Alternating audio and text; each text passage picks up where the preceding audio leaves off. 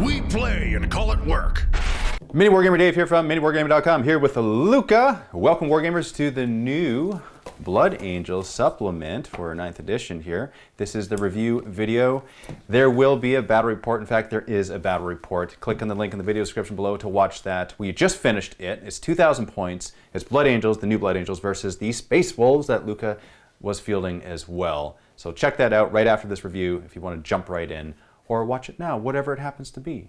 Also, there is a special giveaway that we're doing for this video. It's going to be one of these new Codex supplements that will ship through the warp to you. In order to enter, what you need to do is like and share this video and leave a comment below and use the word Blood Angels in your comment. It could be something like Blood Angels, or it could be Blood Angels are awesome, or I will destroy with Blood Angels, or Blood Angels are the best. Whatever it happens to be, just make sure Blood Angels is in it. Heck, it could even be making a comment about the actual stuff that we'll be discussing in this video, but make sure to include the words Blood Angel and Blood Angels, and we will be grabbing one of the comments from this video and drawing a winner. So that is that. So without further ado, yes, let's jump right in with the chapter approved rules, which are the secondaries that can be used in the battles. And for some reason, they're at the beginning of the book. They are, instead of later on in the book, right? So this one, and I'll give this away, not how many I got, but I'll just give it away the fact that I used this in the battle, because I wanted to use this for the very first one, which is Purge the Enemy category, Blade of Sanguinius. That is the one where a character needs to issue a challenge, and then you must accept with one of your characters. Yep. You know this because you have the exact same one in your carbon copy of the Space Wolves one. Right. Right. One of my favorites. As long as that character dies, then I get 5. If it dies in melee, I get additional 5. And if it dies with the guy that issued the challenge, that's another 5 for potential of 15 victory points. Yes. So it's pretty easy. Like, in some cases, it's pretty easy. You don't want to do it against an army that's like all Psyker characters that are just going to hide in the back anyways. Right. You want to do it against like Space Marines or something that's going to be in the like front. A melee guy, right? Right, yeah. Yeah, so and plus it's fun, right? It is it's super like, fun. You look at that, I'm like, yes, I want to do it. Let's just do it because it's fun. No Mercy, No Respite category. We got Fury of the Lost, which is you score, this one's actually a bit tougher to get. Score 3 victory points at the end of your turn if one or more enemy units have been destroyed by a Death Company unit from your army this turn. So first and foremost, you need to have a lot of Death Company in your army for that to be viable to happen, right? Now, granted, I had a decent amount of Death Company in my game.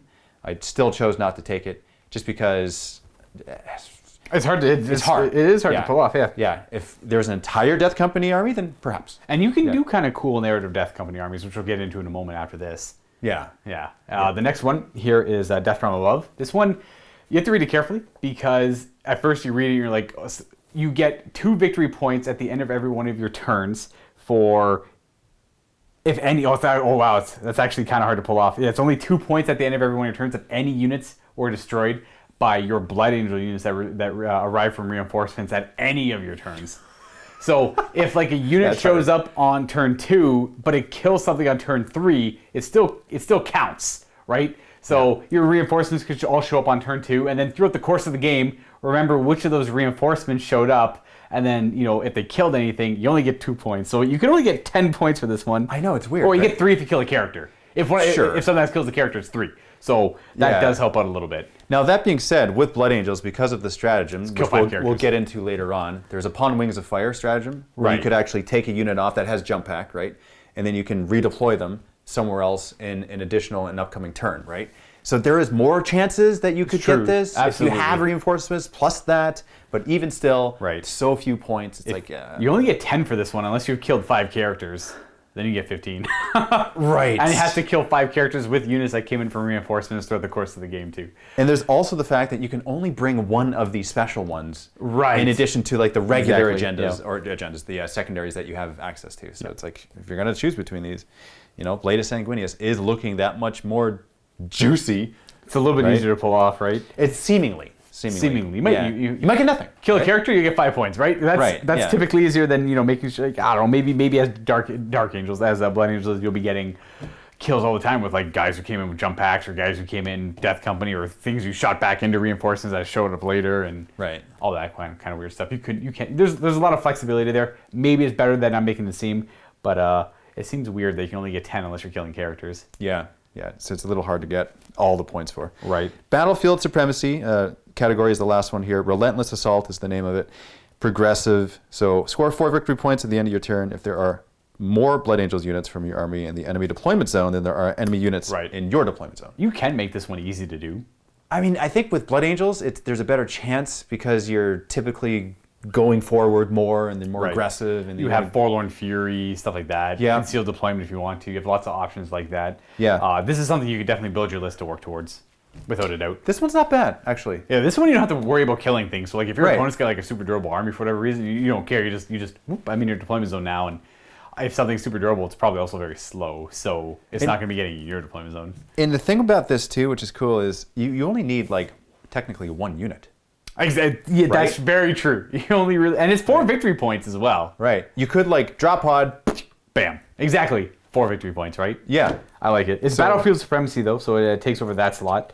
Now those that's Engage, right? Engage, Line Breaker, and Domination. Is that Battlefield Supremacy? Got a book right here. I believe that's what those are. It feels right. You are. I think you're correct on that one. So like. It's Engage, Line Breaker, Domination, yeah. So Engage on all fronts is typically one you always want to go for. But this one's actually pretty, 4 per turn, do it for 4 turns. Just, drop pod turn 2. Or heck, drop pod turn 1, because drop pods come in turn 1. But your opponent could deny this also very easily. So here's the thing, okay? With Line Breaker, what is that? Is it 2 or more? It's 2 or more for 4 points. So it's just a different line breaker, right? That's this one is have more than your opponent. Then in your deployment zone. So if your opponent has none, you only need 1. Right. But if your opponent has like 3, you need 4 of your units. Yeah. Whereas Line Breaker only need 2. So it's like differently good and bad. Right. It's just different. Because how many points is the Line Breaker? 4 as well. In both books? Well, this one is 4. The other one I don't have on me, but it's probably 4 as well. Yeah, I think it might be because it's also a hard one to get, right? So Line Breaker. It's 4 points. Yep. You have 2 or more units wholly within your opponent's deployment zone. So same idea, but different ways of going about it. But your opponent could know you have the secondary and try and protect against initial turn 1 shenanigans. Right. Speaking a little bit about detachment abilities, this is actually pretty straightforward. It's pretty easy. Yeah. Savage Echoes, which is something that we already knew existed before, which was you get an additional attack if you're in the Assault Doctrine. That's exactly right? If you charge or R-charge or Heroic Intervention, right? Yeah, you get Assault Doctrine, extra attack, so it's all really good. Exactly. Very good. Stay the same. Yep. Nothing changed there. It's nice and reliable as opposed to the Space Wolf one, but that one can spike higher. It can. But they're very samey. They are very samey. Yeah. So that's not really the big thing here. The big thing here is the Lost. Yeah, this is completely new. Which is awesome. So this states that you can actually upgrade a lieutenant or a captain to be inducted into Death Company. Or both. You could do both. You could do both. You're right. You could have captains and lieutenants in your army that are Death Company ones. Typically only 1 captain per army, right? Yeah, so there's a rule for Space Marines called Chapter Command. You can only have to have 1 captain and 2 lieutenants. Right. But now you can have an additional captain if he is Death Company. Right. He does not add to this Chapter Command. Chapter Command. Right. Company Command. I think it's Company Command. Yeah. No, Company Command. Or is it? It is Company Command. So there's Chapter Command, which you can upgrade your characters to, like Chief Librarian, Master of the Forge, and then there's Company Command, which is your limitation on captains and lieutenants. I can't remember one of the 2. Yeah. It's the same. You guys get it. This does not take away from that. So if your captain or lieutenant is Death Company, then he gains Black Rage. Yes. Which is super cool. Which has a couple added rules too, which we'll go over in a moment. We'll go over it when we come up with that. Also, here's another new one. It's the Death Visions ability, which we'll go over later because there's a lot there. So gains access to Death Visions, which are super cool. That came up in the game as well. Right. Which you'll see that in the game. And so Death Visions is it's for Death. It's Death Company, but only the characters. Only the characters. Only the characters get it. That's right. Yeah. And then you just have to be all of your abilities, like your typical rites of battle. That only applies to Death Company. Yes. Yeah, that's another change too. Which is a downside. It is a downside, but it makes sense though because you're Death Company and you want to kind of help out the Death Company. So this kind of goes into with you could run a whole Death Company narrative army if you wanted to. It could be Death Company captains, lieutenants, and then the downside is they can't be your warlord. That's also a thing too. So you'd have to have a chaplain. You'd have to have a chaplain to be your warlord if you wanted to run that, which is fine. Yes. Yeah. There's nothing wrong with that. That's how the Death Company work, right? Leave a comment below if you want to see an entirely narratively themed Death Company army fielded in a bat rep. Right. Because right now I'm like, I want to do it, but it's like there's so much goodness in the Blood Angel army that I always feel robbed when I only do that, right? Exactly. You're doing something fun like that for a reason. It's not going to be competitive, right? Because you're going to be losing command points because you can't bring battalion, you can't bring patrol. Yes. Unless you wanted to try and keep the command points, and maybe people forgive that because you can bring a patrol or several. It's not good. You'd have to bring vanguards, and every vanguard you bring, you'd lose 3 command points in, and it's not great. Yeah, patrol. Yeah, because you can't have enough elites, right? That's the problem. Yeah, that's the main problem with patrol. You don't have enough elites to actually make a Death Company army work. I think it would have to be. It would have to be vanguard. Have to be. You could. Right? It depends on how many characters you want, but you could do. If you have to like two different vanguards, and that would cost you like 6 of your 12 command points. So many. If you want a lot of characters, because I think you can only have 2 in a vanguard detachment. Right. So you want to bring your cool like lieutenant. You want to bring like maybe Asterath and all that stuff, and he could be. I think he's an excellent warlord for Death Company. Yeah, I agree. I think he's awesome. Yeah, he's super cool too. The points costs go up with these guys though to that go is along true. with it. So if you're going to upgrade a captain, it's 20 points or 1 power, and any lieutenants are 10 points. 10 points or 1 power. And 1 power. Or 1 power. Yeah. Is that it? Is that all they get? That's it for the loss there. Jumping into stratagems now. Lots of changes here. When it comes to like Blood of Bel and like the old stratagems, all gone. Like most, like but we knew that from reworked, before. Reworked right, or mostly gone. Actually, there was a lot before. Right. So if you're used to 8th edition Blood Angels and we don't mention a stratagem, then it doesn't exist and you can't use it. You just don't. You can't. It doesn't That's exist. That's basically. Yeah. So again, like don't let that discourage you, because it looks like Games Workshop is making the game focus more on the actual units themselves. Yeah. And then the stratagems are just they're there. Flavorful and supplementary. Right. They help. Yeah. They definitely help. They definitely help. But like before, you'd be playing, you very easily slipped into I'm going to use this stratagem no matter what, whatever I do, every turn, every game. Those are gone. You know what I find? I have found that with a lot of the new supplements, that there's more pre-game stratagems. Oh, absolutely. That you spend. You can blow a lot at the very beginning of the game if you want to. And I'll say that because that doesn't show the outcome of the game, right? Like I spent a lot. I did. Right. Because you'll see in a minute, because we'll get through some of the stuff, and like I'm like, oh cool, I want to use that. I want to use that too. I want to use that. So I find that's cool because it's like absolutely. I'm tweaking my army and I'm doing this, and it's kind of extra stuff that you can do, which is neat. It helps your army feel more like your army. Yes. Blood Angels feel more like Blood Angels. Like an example are like the Death Guard. You can make any like unit disgusting resilient if it didn't have it before. And now I'm like, oh, that's perfect. I'm playing these Defilers for Death Guard, and now they're disgusting resilient. Like that's from the War of the Spider book. War of the Spider. That's an example, which I'm hoping the Death Guard get to keep in the future. And also with orcs, there's the custom jobs. Absolutely. And so that's where it mostly started. Yeah, I think so. Because like when I did that, when I was playing with Skari in the Crusade campaign, I looked at that, and Steve showed me that before, and I'm like, oh, cool, you can do that. So it wasn't really something that I was familiar with or used to doing with an army. Exactly. The Orc Codex is where it all started first coming out. It was like you can upgrade your boys to Scar Boys if you're a Goss, and there's +1 strength, or you can, because remember how Orc Boys used to have like 6-up armor save or 4-up if they're Ard Boys. They're Ard Boys. You can spend a command point to make them Ard Boys now, if you wanted to, right? Yeah. That's where the upgrades started coming. Or that biggest boss, right? Or exactly. Yeah. Things like that. So Orc players really liked it. I thought it was really cool. I think a lot of people really liked it, and Games Workshop kind of hit the nail on the head with that. And this is how you make your army flavorful and custom to you. To you, and feel more like your army. And then I think they're all. I love them. No matter if they're crap, don't care. I still love them. Yep. And some of the stratagems, we're not going to be comparing too many things to the printout of the PDF that came out. This is mostly for anyone who's not familiar with 9th edition Blood Angels in any way, shape, or form. Anyone who's come from 8th edition, or if maybe you want to refresh. Like some of the stratagems from the old pamphlet that are still here, I think are Refusal to Die, and Honored by Ball is the same but got changed. We'll go into that in a moment. Unbridled Ardor and Explosive Judgment for Sanguinary Guard, out of here. Boom. That's an example of one that's gone. Like that literally just came out like a month ago, and they're like, you know what? Scrap it. We don't like sure whatever. Why? There's Space Wolf examples of that too, where it's just I'm super happy they're gonna keep this, and then Space Wolf Codex comes out. And it's gone, and I'm sad. But whatever, I get it. They decided to axe it in the end, or I don't know what they were. It doesn't really matter. Whatever it is, it is. So just jumping right in here. So Descent of Angels for a command point here. You use it at the end of your movement phase. You select a core Blood Angels jump pack unit from your army that was set up on the battlefield during reinforcements of the phase, and then at the end of the turn, each time a charge roll is made for that unit, you can ignore any or all modifiers for that charge roll. And then each time a model in that unit makes an attack, you add 1 to that attack's hit roll. This is, you play Blood Angels the way you're meant to play Blood Angels. I shouldn't say meant, but typically people want to play jump packs. So the thing that changed, because the old Descent of Angels was like 3d6. That's what it used to be, right? Yeah, that was the super go-to stratagem. This is an example of you're going to use that every game, like without a doubt. Now this is the example of like here's the stratagems. Kind of bring them. Here's the really good ones. Here's the really bad ones. Bad ones are brought up. Good ones are brought down. Everything's like nice and even in the middle. I love it. Now with that one, it was like just 3d6. Yes, it was wildly powerful. That was very, very powerful. Everyone used it all the time. Plus the 1, right, for the red thirst. Exactly, yes. They were pretty much always making a charge no matter what. So here, okay, so you ignore any modifiers if there are any. So going through terrain or whatnot. Well, see, Jump Pack would already ignore that because they have Fly. So certain units have modifiers on them that they would get to ignore. Maybe, okay, like repulsors. Sure, exactly. Yeah, okay, so they have like -2, right? So you just ignore it.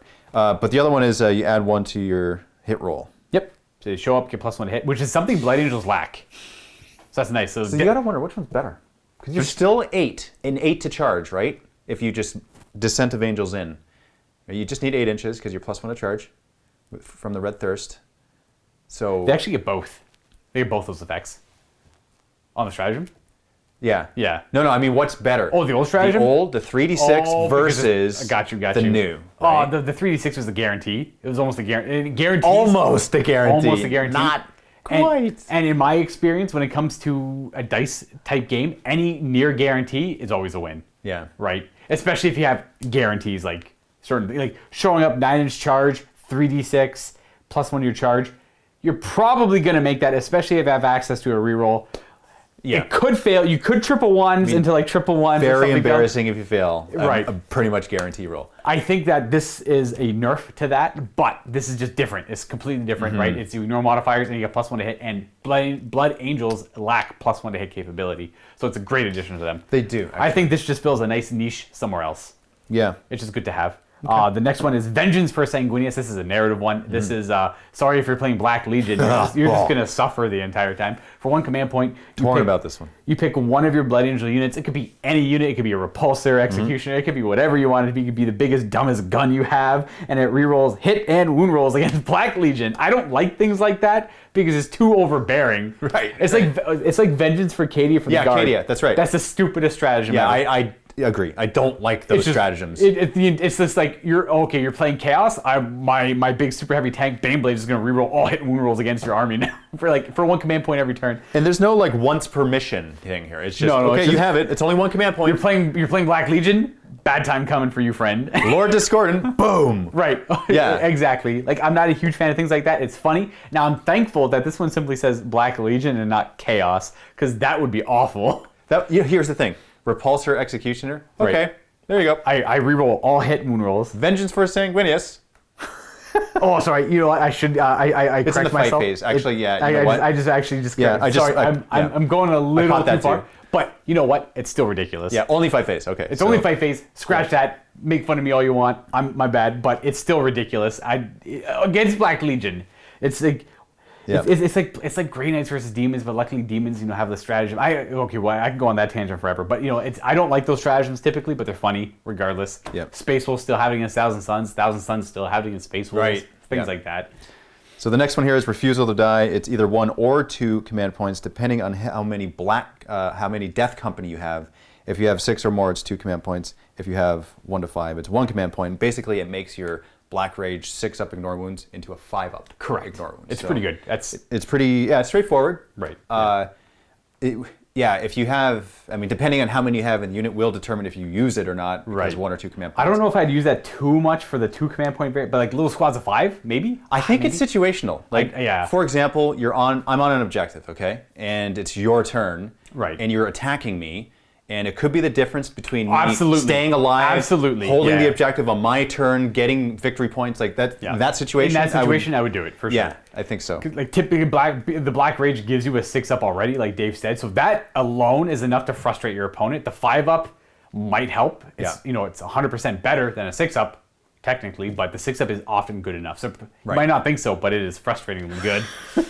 The next one is for Flesh Terrors. Mm-hmm. This is a Flesh Terror specific one. Like the Imperial Fist book a while ago, they had the Crimson Fist kind of slotted in there, so the Flesh Terrors are slotted in here. This is Aggressive Onslaught. When a Flesh Terror unit goes to consolidate, you can actually increase their consolidation range by 3 inches, making it 6. The Space Wolves have something very similar, and I use it often. It's not used every time, but in the right situations, very, very useful. It's also a very good deterrent. Yes, absolutely. You know, your opponent knows you can do it. Well, they're going to have to kind of change up their plan. That happened, that came up, I should say. That came up. Even the deterrent came up multiple times in our game. Right. Because you had that, right? So this is for flesh tears, so that's something Infantry that you can only. use. You can control, right, it's only Yeah. infantry. You can really control and determine people's potential movement with this right here. It's like, I don't want that whole unit just piling into me. Right. So I got to really think about where I'm going. And even Exactly. it affects charge rolls too. Right. It's like, my charge roll wasn't enough.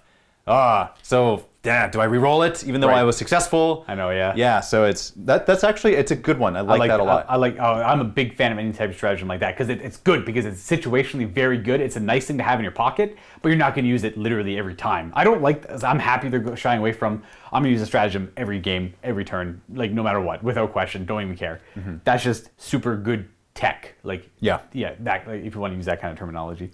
The next one here is Angel's Sacrifice for 1 command point. It's in the Epic Deed category as well, Epic Deed stratagem. Which would be relevant for Dante later. For Dante later, yeah, exactly. So what this does is it's in the fight phase, and you select Blood Angel's character, excluding vehicle units. Right. And basically, what happens is you can only attack that character. So the character's there. He stands out in command front. point, boom. You can only attack me, even if there are other units within engagement range of units that are nearby. It's kind of it's like weird. It's like the exact opposite of Lookout, sir. Yes, right. Yeah, it's the exact opposite.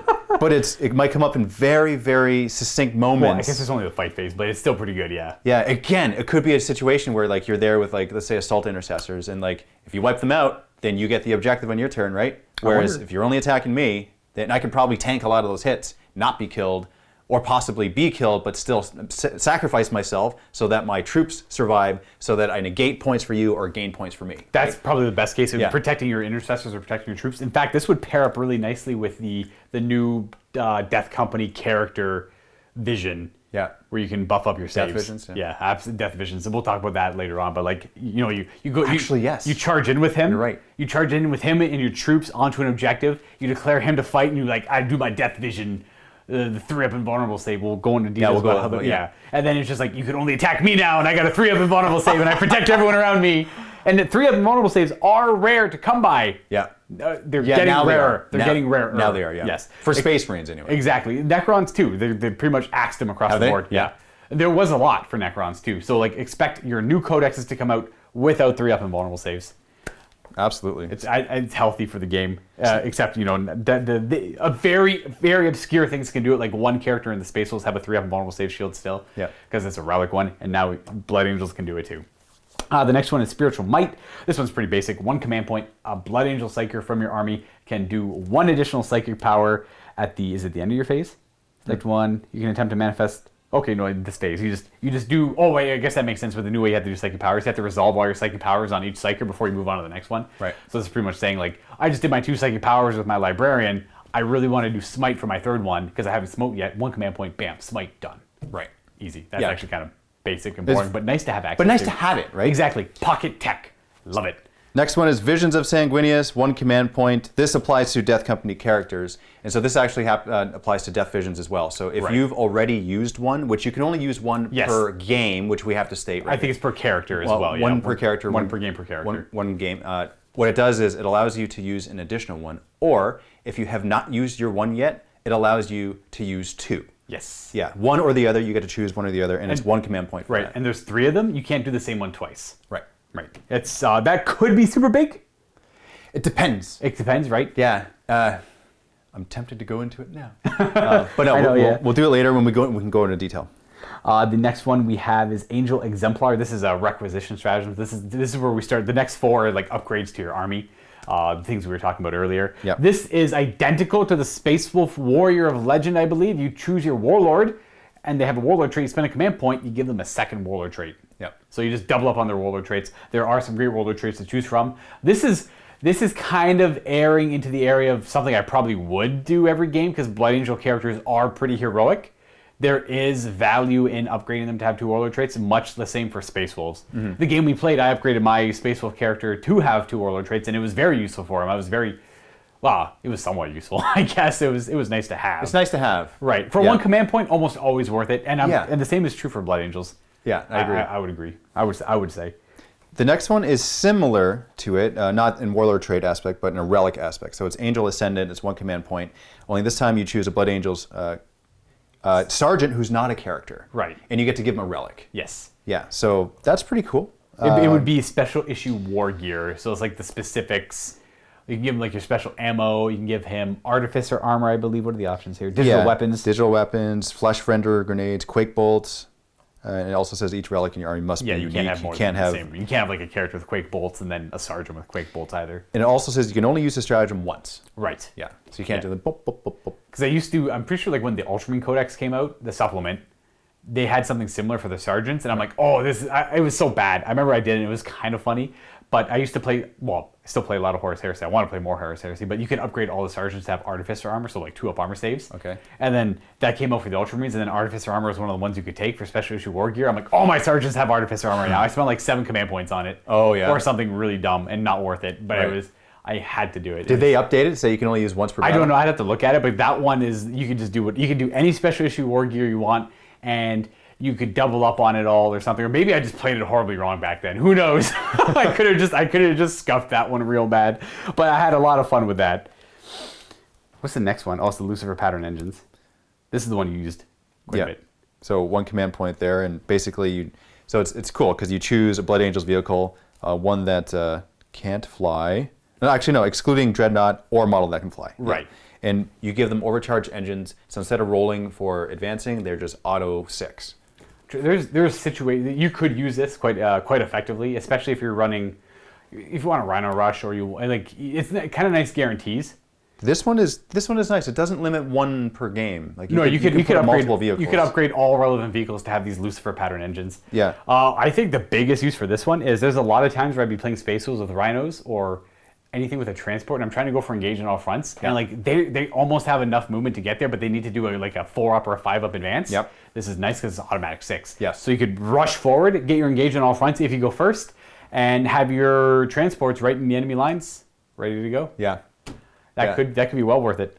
And it's also just like because of that certainty that you're moving that additional 6, it really puts a lot of pressure on the enemy. Yes. Like You're just like, whoop, okay. Again, like I said earlier, it's nice to have guarantees. So you spend a command point to make sure this transport always advances 6, or I guess vehicle in general. It doesn't have to be a transport. So for the game, at the beginning I was contemplating doing it for maybe an impulsor or, and then it was actually you that convinced me to put it on both my impulsors. Well, just because it'd be harder to remember which one had it. That was a very good reason. But in the end, I'm glad I did because I found that I liked that feeling of having that certain movement, right? Because they go fast as it is. They go 14, right? Yes. Yeah. They go 20 inches. So it's like 20 inches, man. It's nice to have access to something that moves 20 inches, also with assault intercessors in it. Exactly. Which is something great to have. Yeah. Honored by the Arcangelicum is the next one. So this is Honored by Baal. This is it's just renamed. Honored by the That's true. It's renamed, yeah. So pretty much if you're running Blood Angel successors that aren't flesh terrors, you spend 1 command point and the Blood Angels gift you one of their relics to use in your army. Because typically if you're playing a successor, you only take from the special issue war gear. Yep. But you can spend a command point narratively to take a relic for the Blood Angels. I'm not too sure how often people actually adhere to that rule. How often do people play successors? Because successors were a pretty big deal back when the old Space Marine Codex came out that first incorporated them, because you get access to all the army. The only thing you wouldn't get access to was the relic, but you can spend a command point to get it. So I don't know. I'm kind of curious how many people out there play successors and actually spend the command point for the relic. I imagine most do. I don't know. I never play successors. I typically just play Space Wolves. They don't really have successors typically. Yeah. What was that back in? I think it was Saga of the Wolf or Saga. It was might have been a couple editions ago where you could have you play 8 different types of Space Wolves. Remember that? Not really. I remember that. That was awesome because they were really each very different. They're like Death Wolves. You can play them as Death Wolves. You can Right. And I think that one has 1 million drop pods, and that was the thing with formations back in the day. Okay. I think I know Yeah. I vaguely remember what you're talking about now, because I remember the Blood Angels had something similar to that too. Because I remember playing a game where you're playing, this is Blood Angels, but you deep struck all your transports in, and it was like, oh, what's going on? Yeah, all I know is bad things happen to Space Wolf successor chapters. That's all I know. So the next one here is Red Rampage. We're getting into the strategic ploy stratagems now. Right. This one's cool because it couples with your... So you use it in the combat doctrine, and when you roll unmodified 6s to wound, your armor penetration improves by 1. Right. Right? You can only use it once per battle. Yes. And it is cumulative with your combat doctrines. Yeah. So that's pretty sweet. If you want to use that, it's 1 command point for that. So if you have like a, I don't know, unit of Death Company, say. Absolutely. Right? It's like, okay, now their Astartes Chainswords have AP2, right? Actually, no, AP3. On 6s to wound, yeah. It would be in 6s, yeah. AP3, because it's cumulative. Right, so every army has a stratagem like this. It just costs different based on which doctrine it's active in. Right. So ones that are active in the tactical doctrine typically cost 2 because that's all shooting and that can be pretty powerful. Right. So this one's only 1. Yeah. This one being in the combat phase, the fight phase. So it's a cost of that 1, which is nice. Woo! See, yeah, because it says each time a Blood Angel's model. It's your whole army. It's the whole army. It's your, you don't pick a unit. I just caught that, yeah. Yeah, it's your whole army. Because like that it's the same for the other ones too. Like, I can't think of an example, but there's several that only work in the tactical doctrine. I think Imperial Fists are probably, I could be wrong. Essentially, anytime you roll 6 to wound with a weapon in the relevant doctrine, it does an additional AP on a 6 to wound, but it costs 2, but it hits your whole army. And it's only once per game, right. which is the same here. But same here, yeah. This one's only 1, which is nice to see. Red Rampage. Yeah. It's pretty. It could be pretty good if used at the right time. Yes. Against the right opponent. Right. This is not something you'd use all the time. No. But it's definitely something you could use sometime. I agree. Yep. And again, another good example of I think they're hitting the nail on the head with some of these stratagems. The next one is Unbridled Ardor. This is from the old pamphlet there, the printout. It's for Sanguinary Guard. You use it at the end of the heroic intervention step on your opponent's charge phase, which makes sense. That is within 6 inches horizontally and 5 inches vertically of enemy units. The selected unit is eligible to perform heroic interventions as if it was a character, and then they can heroically intervene 6. So it's saying your Sanguinary Guard can heroically intervene 6 inches for 1 command point, and they can be Space Wolves too. Yeah.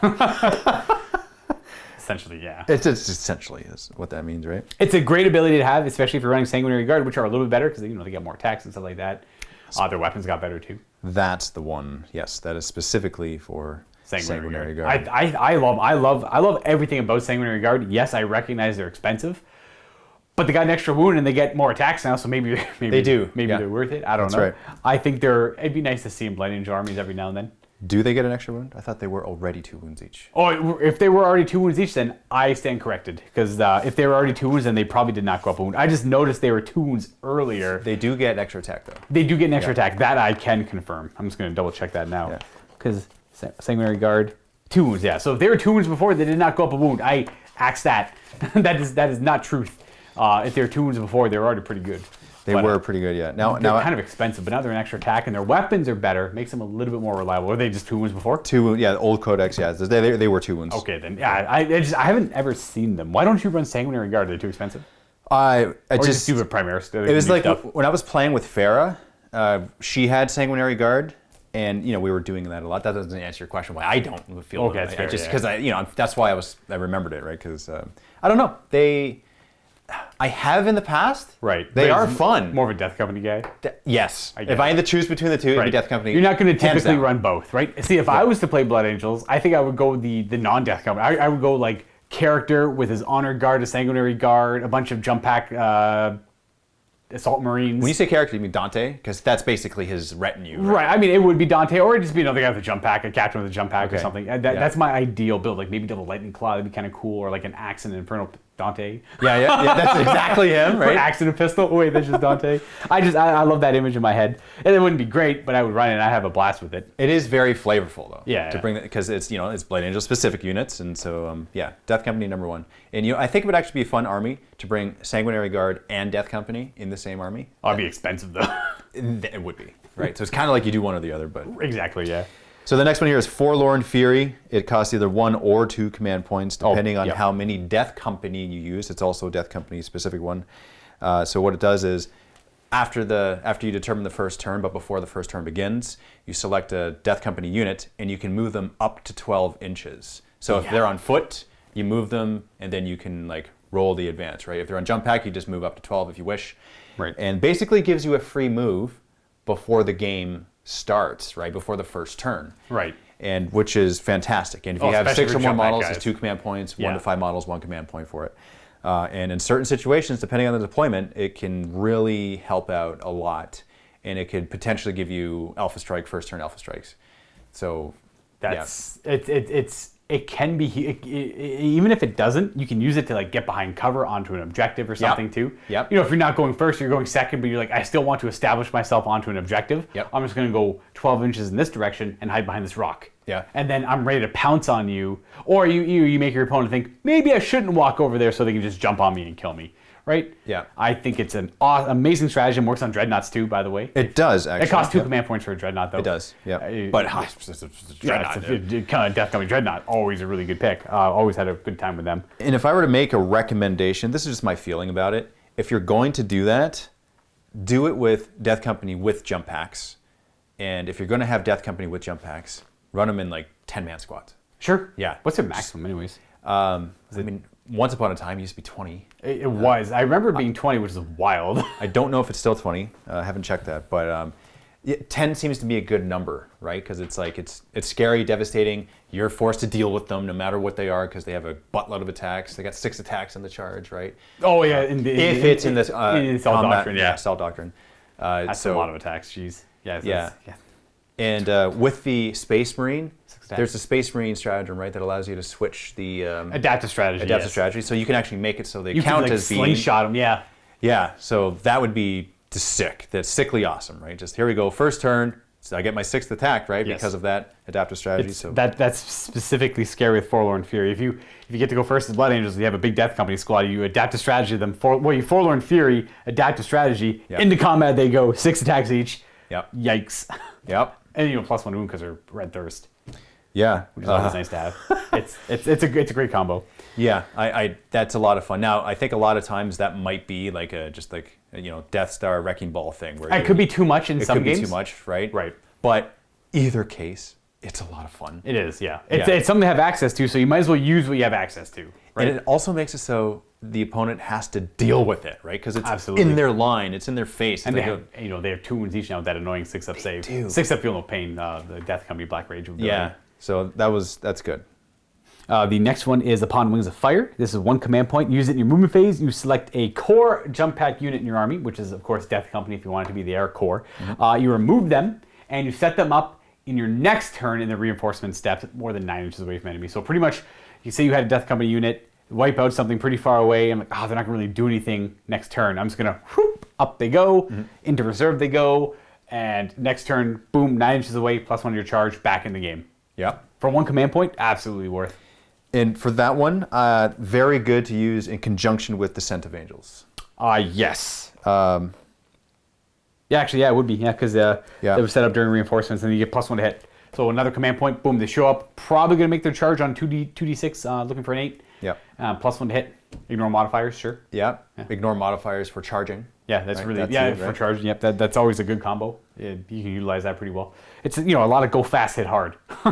Yes, I agree. And I like that because it gives you options later on after deployment. You see where things are, you see who's on objectives, and then you're like, okay, all right, so I'm going to need to place guys over there. So I'm going to, on my turn, and then my next turn, okay, I'm going to place them there and put some pressure on this side of the board or whatever it happens to be. But you have that option of doing that, which I like. So the next one here is Savage Destruction for 1 command point. It's Flesh Tear specific, and it says that in the morale phase, when a morale test is failed for an enemy unit that's within engagement range of Flesh Tear units from your army, till the end of the turn, subtract 1 from combat attrition tests taken for the enemy unit. Right, so that on top of below half strength means that enemy units are going to be running away on 1s, 2s, 1, 2, and 3. Yeah. So a 50-50 chance to make, you go in, you kill there's a few examples of where that would be very good, but in a lot of cases, it's just kind of nice to have. Right. It's not going to be very good all the time, but it's nice to have. It's funny because the swing in 1, right, could actually wipe out a lot of powerful guys. Absolutely, right? Yeah. I'm trying to think of a big squad of 10 intercept. Well, I guess Space Marines are a bad example, but I'm thinking of a big squad of elite something that doesn't have and they shall know no fear. Even like Orc Boys. Absolutely, that's an example I was trying to think of. You kill 15 boys out of 30. They fail their check to go down to 14. Now, would it have to be kill 16 because it's below half? Well, because then the one would run away, and then they'd be below half technically. Oh, true. Right, and then you roll once they're below half, and then every 4 up that you're losing 7 to 8 more boys on top of that. And that's a lot of boys to kill. All of a sudden, that 30-man squad that you slammed into is only 7 boys or like 8 boys or something. Heck, even if it's like not... Now that's kind of a hard one, right? Because you got like, if you're... Don't you count if you have a certain amount of boys, that's what your leadership is? Right, well they would... So you would have to kill a lot. Hopefully they would, they use their own models for their own leadership, but they also share leadership with models nearby them. Right. So it's kind of like an isolated unit of boys that doesn't have another squad of 30 nearby. It's a very extreme example. Yeah. But that's probably one of the better ones. Or like a big squad of like 30 cultists or something is a good one too. I think another good example is actually, Terminator units. Because what's their leadership? 8? 8, yeah. So you would have to kill 3, and if you did that, the chances of you killing off the last 2, it's much greater. Right. I don't know if that affects because they show no fear. I don't think their combat attrition can be modified. I wonder how that works then. I was gonna look at it. I was curious to look because I don't want to use Space Marines as an example because I'm pretty sure they show no fear makes it so they only run away on ones. Yeah, that probably trumps that. Yeah. When I think about it, because oh geez, there's so many rules in this book. So many new ones. There's so many rules. 124. Oh yeah. no. Space Marines. I think you're right. Space Marines is a bad example in that case. And they shall know no fear. Yeah. Ignore any all modifiers. And all. Okay. So yeah, Space Marines are not affected by that. So it doesn't count there. But that's okay. Cultists or Chaos Marines. Chaos Terminators. Yes. They get it good. There you go. That is a good example. There we go. Like a big squad of, for whatever reason, 10 Chaos Terminators, they're going to get messed up by that one real bad. Unless you just insane bravery. So, like I said, it's not great to use all the time, but it can be quite useful. And you have to be Flesh Tearers to use it. Specifically Flesh Tearers. This is a Flesh Tearer only stratagem. And we'll talk about Flesh Tearers when we talk about Gabriel's staff. They're awesome, by the way. Mm-hmm. Chalice overflowing for 1 command point. This is a warrior stratagem, so for anyone who has like chalices. Your sanguinary priest, for example. It's using your command phase. You select a priest model from your army. That model can use the Blood Chalice ability 1 additional time this phase, and that ability is reworked now. If you're not familiar with the new book, the new pamphlet, you pick a unit and they're treated as if they're in the Assault Doctrine. As opposed, like no matter what doctrine they're in, that unit's now in the Assault Doctrine. You can spend another command. You can spend a command point and be like 2 units are now in the Assault Doctrine. That's all it does. It can be useful. It might be useful. Yeah. Yeah, but that's very all situational where you are on the board, right? That's all the stratagems for the Blood Angels. Warlord Traits. These are for both Blood Angels and Flesh Tearers. Flesh Tearer gets 3, Blood Angels get 6. Yep. Starting off with Speed of the Primarch, so start of the fight phase. If Warlord is within engagement range of enemy units, you can fight first that phase. They just always fight first. That's the exact Your same. turn, my turn. That hasn't changed. Doesn't matter. You just fight first. That hasn't changed. It can be very scary for your opponent and a good tool to have. The next one is Artisan of War. This one did get reworked. This one was changed. Yeah. So this is for your Warlord. They can be given, they can give one of the specific special issue War Gear relics, Adamantine Mantle, so that's 2-up, 5-up. That's a 5-up, a 2 ignore damage. Artificer Armor is the 2-up, 5-up. Yep.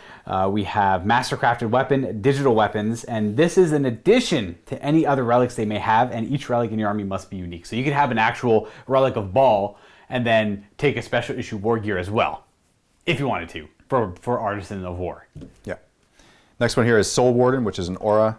And so when a friendly Blood Angels unit is within 6 inches of this Warlord, each time a model in that unit would lose a wound as a result of a mortal wound, roll d6, and on a 5-up, the wound is not lost. So we're kind of like glancing over the book earlier, reading through it. I read that as just a 5-up to ignore. 5-up ignore. Like a disgusting resilient. I'm but like, that is wild. That is so powerful. No, that'd be so good, right? But it's only mortal wounds. So be careful when you read this one and try and use this one. It's only mortal wounds. So that one you can easily slip up. Because I also read that it works for all Blood Angel units. So it actually works for your vehicles and everything as well. So I'm like, oh man, you can just make a little tank of vehicles, like three repulsor executioners if you really wanted to, and like bam, bam, bam, 5 of them normal save, or 5 of feel no pain. Yeah. That's not how it works at all. No. It's only against mortal wounds, so like armor of contempt essentially. Yeah, then at that point you kind of feel like a death guard. Yeah, you have like a little Death Guard character. Heroic Bearing is the next one. You add 3 inches to your Warlord's Rights of Battle, Tactical Precision, Chapter Master, or Spiritual Leader abilities. Only those 4, so your Chaplain, Lieutenant, and Captain and Chapter Master. To a maximum of 9 inches. To a maximum of 9. So if they have 9 already, they wouldn't work. Right. This Warlord has the following ability. It's a Heroic Bearing. While a friendly core Blood Angel core unit is within 9 of the Warlord, add 1 to their leadership. Okay. So +1 leadership and bigger range on their auras. And don't forget, for a lot of these, you can actually double up on them because of the 1 stratagem that your Warlord take 2. So try and think of pairs you could do here. There's a couple here I kind of like already. The next one, though. Gift of Foresight. So each turn you can reroll 1 hit roll, 1 wound roll, and 1 saving throw for the Warlord. I like this. That's very good. Very utility. I like that one a lot. It seems to be like if you have a Warlord, especially one that's melee oriented, yeah. absolutely, you'll use it all the time. Without a doubt, right? Yeah. Whereas if you're one of those support guys that kind of sits back and like gives auras and you don't really engage too much, you don't shoot you're or not gonna melee, want this at all. You're not going to want that. Yeah, but you know, like a buddy with a power fist or a thunder hammer going right up the middle of the table. 100%. Or like a master crafted power sword if you really wanted to. Something really cool. Actually, that's actually that's surprisingly good weapon for Blood Angels because they have +1 to wound. It's kind of cheap. Yeah. If you want like a not super expensive Thunderhammer Storm Shield, you can do like Storm Shield and Power Sword. But you can master craft your Power Sword and reroll all hit wound rolls and stuff like that. It looks cool in my mind. Well, 1 hit roll or 1 wound roll. Right, yeah, exactly, yeah. Or you reroll your 4-up and vulnerable save. That's really good, especially considering that these guys can no longer affect themselves with their reroll hit rolls. Exactly, yeah. So that does help out quite a bit there. The next one is Selfless Valor. This is the last Blood Angel strategy. This Warlord is eligible to perform a heroic intervention within 6 instead of the normal 3, and he can move 6 inches as well. So he's a Space Wolf character. Yeah. Yeah, he heroically intervenes 6 inches. Yeah. It's good to have, very useful. Hard to, if your opponent's trying to be finagley with combat and all that, it just kind of makes that stuff impossible. It's like, oh, I don't want to drag your Warlord in. Well, I heroically intervene 6, so good luck. Good right? luck, yeah. Yeah, exactly, that kind of stuff there. So Flesh Terrors, Warlord traits. Merciless Butcher is the first one. So each time this Warlord is selected to fight, make 1 additional attack with 1 of its melee weapons for every 5 models within 3 inches of it, to a maximum of 3 additional attacks. Sure. So you got to be like surrounded. Boys, cultists. Yeah. Which is good because, there's nothing worse than like having a guy who's very powerful, but he just only got 4 barely attacks. dents the unit because he's got like 4 attacks. Yeah. Exactly that. So that's good in that case. Well, because that's a result of sweeping advance being gone from the game where you really feel it. Because where before, I don't know if it was healthy for the game, but if you played the older editions, you could have one character go up with whatever, it doesn't matter what he's equipped with. He charges 30 boys. Well, we'll say 30 cultists. He charges 30 cultists, kills like 3 of them. They don't kill him back, and then they fail their leadership, and he kills all 27. The other ones. That was beautiful. Yes. I loved when that used to happen. The next one for the Flesh Tears is Of Wrath and Rage. Each time this Warlord makes a melee attack, an unmodified hit roll scores 2 hits. One additional hit. Yeah. So every 6 is 2 hits instead of 1. Yeah. It's simple, easy to remember. Yep. Potentially effective in use because you get an extra attack for Echoes of War or whatever it might be called. Yep. For being in the Assault Doctrine, so that's just even more attacks potentially. Savage Echoes. Savage Echoes, that's what it's called. Yep. So the last one here is Cretation Born. So each time the Warlord declares a charge, enemy units that were targeted by that charge cannot fire Overwatch or set to defend against that charge. And then also, you can reroll charge rolls made for this Warlord. So that's actually not a bad one. Okay, so there used to be... Fast. Okay, so in the old Blood Angels, there was was it a relic? I think it might have been a relic. Either that or a Warlord trait that also denied Overwatch. Oh, yeah, there was. It was the jump pack. Everyone took it all the time. The Smash Captain took the Wings of Sanguinius. The Wings of Sanguinius or the Wings Angelic or whatever. Yeah, something like Wings. that. It was a fancy jump pack, could not be overwatched, and this is where a lot of the FAQs and issues started getting kind of hit by Games Workshop in 8th edition, because you used to go on top of a building, and then when you had fly, you would ignore all models and terrain when you moved, and the model's down here, you're up here, and you would technically, when you charge, you ignore this building, so you're 9 inches away, but you only have an unfailable charge, and you can't get overwatched either, so it was impossible to stop this model on certain tables. The Angel's Wing. The Angel's Wing. Is what it was. Super busted, everyone took it all the time. This is only for Flesh Tears now. It's true. It's basically the Angel's Wing, but only for Flesh Tears. Yeah, but now Overwatch being a lot less effective in the game, that is still good against certain units that Overwatch all the time, like Flamers and stuff like that. This guy is just too fast to catch. That's the narrative. He grew up on the death world of Cretaceous, and you had to be swifter than all your predator, all your prey, and he just zips around the battlefield like, good luck shooting me, I'm too fast. You don't even see me. Yeah. John Cena's them. And it also makes it so when he charges units like, I don't know, maybe a Repulsor Executioner. Absolutely. It's like, okay, no, you can't Overwatch. Yeah. I know you have 42 shots, but you can't shoot one of them. That's right. Because I'm too fast. And that's it for the Warlord traits for the Blood Angels and Flesh Tears. Jumping into the Sanguinary Discipline. This is a discipline your librarians can take from instead of the 2 from the core Space Marine book, so it's nice to have this kind of back for you guys. Yes. The first one is a very familiar one. They've had this one forever, since as long as I can remember Blood Angels, it's the Quickening. Your Psyker gets to reroll, advance, and charge rolls, and he gets an extra D3 attacks. I think before in the old editions there's like more initiative and more attacks. So okay, so it has changed. So first off, instead of 7, it used to be 7, now it's 6 for the warp charge. Right. Okay, so if you manifested, you add 3 to advance and charge rolls made for the Psyker, and you make D3 additional attacks with them in the fight phase till the start of your next cycle. Adding 3 being gone. So he'd add 3 to his roll? Yeah, add 3 to advance and charge rolls. That's pretty good. So maybe 4 with Red Thirst. Huh. So in Yeah. this case, you're just re-rolling. Okay, so it's a little bit easier to get off. Not as impactful, but still pretty good to have, especially on a Psyker with a good weapon, like Fiston, for example. Like Mephisto. He's got a great weapon. The next one is Unleash Rage. It's a blessing. You cast it on a 6. If manifesting, you select any Blood Angel unit within 18 inches of the Psyker, and they get a 5-up invulnerable save. Oh, okay, so that's different. Unleash Rage you're reading? That's Unleash Rage. Okay, so Unleash Rage. Oh, sorry, that's Shield of Sanguinius. I'm a fool. I just skipped right over Unleash Rage. Sorry about that, guys. That is Shield of Sanguinius. You choose a unit, 5-up invulnerable save, cast on a 6. Okay, so this is cast on a 6. It's 12-inch range for This is 18 now. So it's actually increased by 6 inches, so that's 6-inch good. range, yep. And a 5-up invuln? Yep. Okay, so the only difference there is that it's increased by 6 inches, which is fantastic. That's great. It's not wholly within 18, it's just within 18, so it's just straight up longer range. The next one, though, I will do Unleash Rage. This one's cast on a 6. Same. You select a Blood Angel core unit within 12 inches, and each time a model on that unit makes a melee attack, unmodified hits, score 1 additional hit. Unmodified hit rolls of 6, score an additional hit. So that was nerfed a little bit. So it's Warp Charge 6, let's say the same, right? This is Blood Angels unit, so it's not core specific. It's only core here, right, yeah. so that's nerfed, right? But to be fair, every unit you're going to want to put this on is probably core. Most likely, yeah. So within 12 of the Psyker. Yep. Okay. Until the start of your next Psychic phase, add 1 to the attacks characteristics of that unit. Ooh, okay, so this is the argument between Savage Echo, what is it, Savage Echoes? Savage Echoes, yeah. Savage Echoes and like Savage Fury for the Space Wolves. Forlorn. Oh, okay, it's Savage Fury. It's Savage Fury, yeah. So like Savage Fury for Space Wolves, every 6 to hit is additional hits. Right. Unmodified 6s, whereas the Savage Echoes is it's just automatically extra hits. So you could give the unit all extra hits, or you could choose to spike higher maybe and get even more hits. It's a gamble. Interesting. Yeah. I always like the guarantees more. Yes. Obviously. I agree. But you know, it feels good when you have like say Deathwatch guy with a Thunderhammer. He goes up with like 5 attacks and rolls 4 6s. I know. And then he's got 4 extra hits, right? I know. Yeah. Whereas you add 1 to the attacks character. Or you just get 1 more. That's nice. The guarantees are nice, but man, you can have a lot more. Yeah. So it's differently good. Yeah. That's all it is. If you're more of a gambling person and you like that kind of big swing, this is all for you. If you're more of the guarantees, I'm sorry, this did get changed. That does not do that anymore. We already talked about Shield of Sanguinius. This is Blood Boil.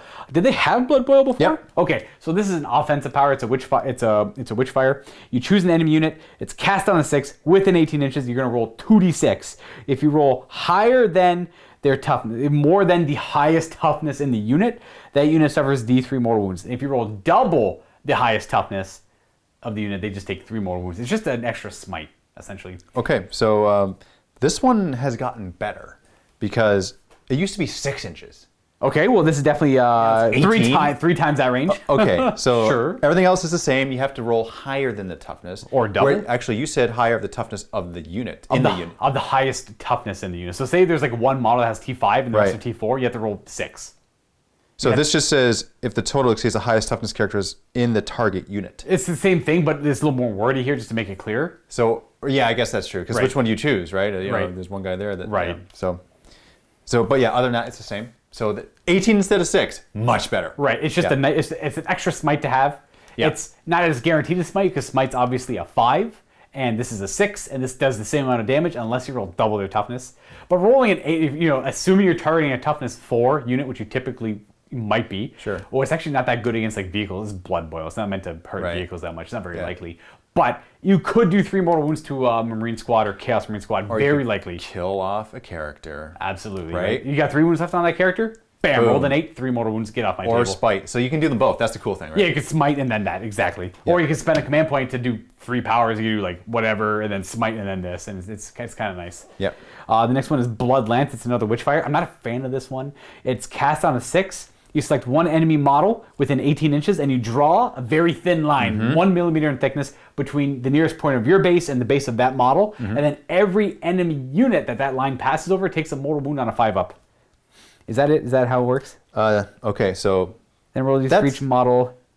Oh, you roll 1d6 for each model. Okay, so that's the same. I was going to say, because you said unit, but it stayed the same. It's still the same, yeah. So, like, say you pass over, like, you pass over several units, the models in that unit might get it. So say you hit like 3 models from one unit, you roll 3 dice every 5-up, they take a mortal wound, and then it could be good, but it's the 5-up, not a huge fan of Yeah, you still have to roll that 5-up. Right. So that stayed the same. So it's still Warp Charge 6, but instead of 18, it was 12. That also increased range. So the thing I like about the new things here, it seems there's a theme.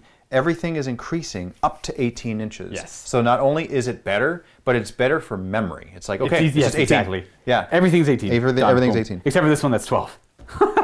This is Unleashed Rage is 12, but that is a pretty... That's a really good power, though. Yeah. The last one is Wings of Sanguinius. I'm pretty sure this one works essentially the same. It is a warp charge value of 6. I remember people used to use this one a lot. Yep. The Psyker can make a normal move or fall back as if it were your movement phase. In addition, until the end of the phase, the Psyker has a move characteristic of 12 and can fly. So, like, it's kind of... What I typically seen people use this on were Librarian Dreadnoughts.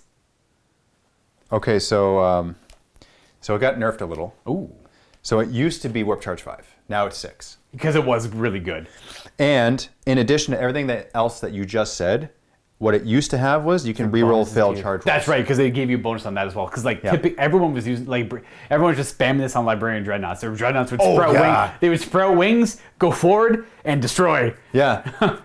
Or they could do that and get into a better position for a clutch smite or something. Right. That's typically what I've seen people use this for, like a sniping smite. Like, okay, I gotta kill that model. Like that one character's got 1 wound left. Wings of Sanguinius, smite. Yeah.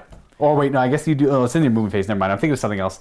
But the Dreadnought was what people would typically use. That makes the most sense, just because they have decent move as it is, right? Or you could do it on. I go back to Mephiston because he's a really smashing librarian. Yeah. What does he move, like 7? I think. He moves 7. I guess so. Yeah. I don't know. Yeah, now he moves 12 and flies. Yeah. And that's your 6 Sanguinary Discipline powers. Going on now to the relics, starting with the Wrath of Baal. This is Sanguinary Ancient model only, and the bearer gains the following ability. Wrath of Baal, which is Aura.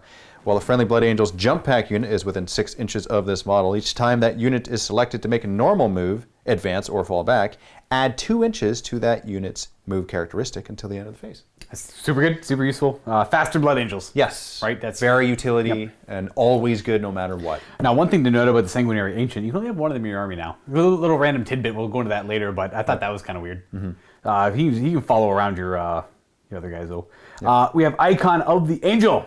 The bearer of this relic just gains this ability. It's Icon of the Angel. While a friendly Blood Angel unit is within 6 inches of this model, you can reroll charge rolls. So you have a 6-inch aura of rerolling charge rolls. And that works for the bearer as well. It's not core, it's just any Blood Angel unit gets to reroll charge rolls within 6. So it's good to have Jump Captain with some, what do they call it, Sanguinary Guard nearby. And maybe up my alley, like Death Company as well. Yeah. Yeah, it's all good to have, especially when you get plus 1 of their charge, rerolling. Sure, very useful. Next one is Visage of Death. So each time a melee attack is made against this unit, subtract 1 from that attack's hit roll. It's just a better Mask of Death. Yeah, it's good. Yeah. That's good. It also says the bearer gains the following ability, Visage of Death, which is Aura.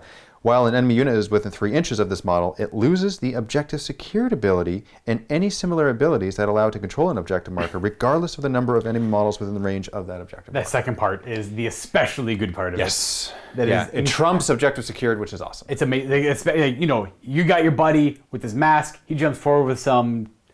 We'll say assault intercessors. We'll just say assault intercessors. We'll say troops, intercessors, doesn't matter. He goes forward with 5 guys, and then you got 30 orc boys on that objective. Well, guess what? Now you don't. I got the objective. It's mine instead. That is something Space Marines desperately need against the new meta of, I'm just going to run on objectives with like 10 troops, 20 troops, 30 troops. They cost me like 4 points, 5 points a model. I don't care about them. I'm just here to get points. Yeah. Right? That counters that really nicely. And I like how it specifies regardless of the number of enemy models within range of the objective marker. Right, yes. So it helps quite a bit. I'm loving it. We have the Hammer of Baal up next. I think it stayed the same. It's a Relic Thunder Hammer. Strength times 2, -3 still. 3 damage. Yep, stayed the same. No -1 to hit. This is especially good on a Smash Captain. You can't reroll 1s anymore, but you can maybe take the Hammer of Baal. You could take the Warlord trait that lets you reroll one hit roll, one reroll, one save roll makes this guy a little bit more efficient. It's definitely something you can still do with Blood Angels. Gift of Foresight. Exactly. Yep. And then you can give him like a special issue war gear if you wanted to as well to help out with that with the other Warlord trait. Galleon's Staff, so model equipped with a Force Staff only. The bearer gains the following ability, which is a Galleon's Staff. Each time this model takes a psychic test to manifest a psychic power from the Sanguine Discipline, add 1 to that psychic test. Okay, utility, very useful. Yeah. Right? Also, this weapon replaces a Force Staff and has a following profile, which is melee strength 3 minus 2 d3 damage, which increased from what it used to be. It used to be strength plus 2 minus 1 d3 damage. Right. So increased in strength and AP, so it's nice to it's have. a little bit better. It's pretty good. Well, it does seem like a pretty reliable weapon. Also, yeah, so it's like adding 1 to the psychic test. That is the same that used to be there as well. I like that. That plus 1 to cast, I think is just a great ability for any psyker. If you only have a psyker, that's a great relic to put on your psyker. And that's actually it for Blood Angel relics. There's 2 that are Flesh Tearers now. So they have a little bit less options than they typically would have had in the past. But it is what it is. This is the Crimson Plate. This is Relic Terminator armor for Blood Angels. So I'm thinking Captain in Terminator armor, I suppose. You get +1 to move, so it counteracts the movement penalty on Terminator armor. So you're back up to movement 6. And you can charge and advance, so you're fast. And the bear can move up to 4 inches when making pylon and consolidation moves. Something about Flesh Tearers is fast. I don't know much about them, but they're fast boys. They want to get from point A to point B faster than a straight line. You know what? They have a few things here. They got some stratagems, and they have some Warlord traits, and they have some relics here that are like kind of pretty tempting. good, right? Yeah. Like, man, I want to feel the Flesh Tearers armor just so that I can do it, right? Just so there's like utilize these fun things that are new. Jeez. But yeah, so definitely want to bring that at some point in time. So the last relic here, which again is Flesh Tearers, Severer. I saw an R. I saw an R there. It's a Severer. It's weird. It severs stuff. It's a chainsword. Yeah, so Astartes Chainsword Relic replaces that and has the following, which is strength +2, -2, 2 damage. Sure, it's a great chainsword. Yep, and each time an attack is made with this weapon on an unmodified wound roll of 5+, target suffers a mortal wound in addition to any normal damage. It doesn't give you the extra attack for a chainsword, though. I realize it. What would you rather have? Well, obviously this. Yes. But it's kind of weird that it's a chainsword that doesn't give, usually relic chainswords still give you that extra attack. Yeah. But this one does. It's still a good relic. That's an awesome, right? Great relic. Strength 6, -2. Like, low strength on Blood Angels doesn't actually matter because Red Thirst. Well, in this case, Flesh Tearers. But, you know, they still get the Red. I think they still get the Red Thirst. The Flesh Tearers, they still get that? I'm not too sure, actually. No, because they didn't before. They didn't before. They got their own thing. The Flesh Tearers. Actually, I think they get their own thing. Actually, it might be in here. Was different. I'm going to double check this. So we just looked it up. Right. And so Red Thirst and their what? Their combat Fury Within thing? Fury Within, that's what it's I called. Just looked at it, that's their equivalent. So they both have +1 to wound when they charge or charge heroic intervention. Right. And with Red Thirst, it's +1 to advance and charge. Right. And with the Fury Within, it's 6 to wound while fighting in melee is additional AP, and it actually stacks with the combat doctrine as well. Okay, which is nice to have. So slightly different. Which is funny because from everything you look at, Flesh Tearers, they seem to be fast, yet they don't have the fast +1 to run and charge. Right. Maybe it'd be too much. Yeah. Who knows? They hit harder. It seems they hit harder a bit. Yeah, they do. Oh man, yeah. Wait till we get to Gabriel Seth. They hit like trucks. And this seems pretty good. Like I was saying, low strength doesn't actually matter on weapons for Blood Angel armies because they always get +1 to wound. Yep. Which is like, who cares? Strength 6, I'm wounding most things on 3s, now I'm wounding them on 2s. If I was wounding them on 5s, I'm wounding them on 4s now. Yeah. It's nice. It's a nice thing to have. And then special issue war gear will be part of the relics as well. They would, you get the standard stuff. You get your adamantine mantle, artificer armor, master crafted weapon, digital weapons. That's all the same. All the armies get that. Yep. But the special ammo for Blood Angels is Quake Bolts. Quake Bolts. Quake Bolt. You upgrade a bolt weapon. You can only shoot it once, so that's the standard stuff. Yep. Sorry, not once per game, but when you fire this weapon, Right. it only shoots 1 shot. Yep.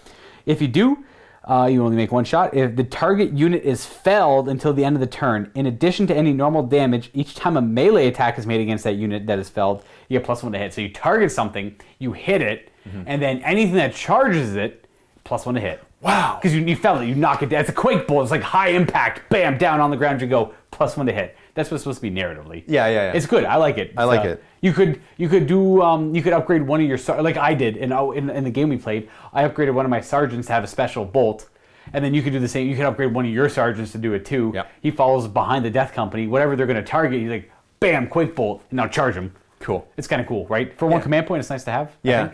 I think that's cool.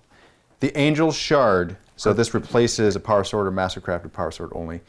And this is the profile. Strength +2, -4 AP, 2 damage. And the ability is each time an attack made with this weapon is allocated to a model in a Chaos unit. Yep. That attack has a damage characteristic of 3. So each time an attack made with this weapon is allocated to a model in a Chaos Monster unit, the attack changes to 4. We Damage have 4. some chaos hate. Yeah, a little bit. It's a damage 2 power. So it's a better power sword in every way. Damage 2, but damage 3 against chaos. Damage 4 against any chaotic monsters. Yep. This is supposed narratively. It's a shard of Sanguinius' sword that got shattered while he's fighting Horus. And then they also have special grenades, which is kind of weird. They have flesh render grenades, which seem wild. They are grenade D3, strength 5, AP3, 2 damage, blast, and then each time an attack is made with this weapon, they ignore light cover. So flesh render grenades. Really good at killing exceptionally good at killing Primaris stuff. Or any Marine now. I should say any Marine. Yeah. Yeah. Super high AP, ignores light cover, and 2 damage. And good strength as well. The last one here is Gleaming Pinions. Jump pack model only. The bearer is eligible to charge in a turn in which it fell back. That's super good. And also you can reroll charge rolls made for the bearer. Right.